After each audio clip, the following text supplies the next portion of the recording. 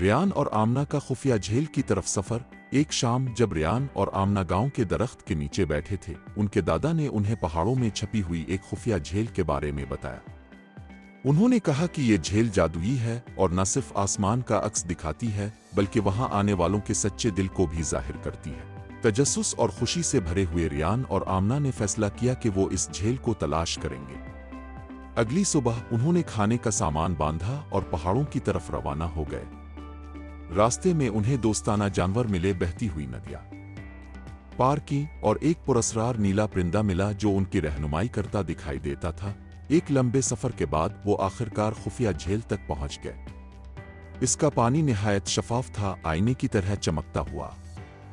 جب ریان اور آمنہ نے اس میں جھانکا تو انہوں نے صرف اپنی شکلیں نہیں دیکھیں بلکہ اپنے خواب اور امیدیں بھی دیکھیں۔ جھیل نے سرگوشی کی، ہمیشہ اپنے آپ پر یقین رکھو، تمہارا دل تمہیں راستہ دکھائے گا۔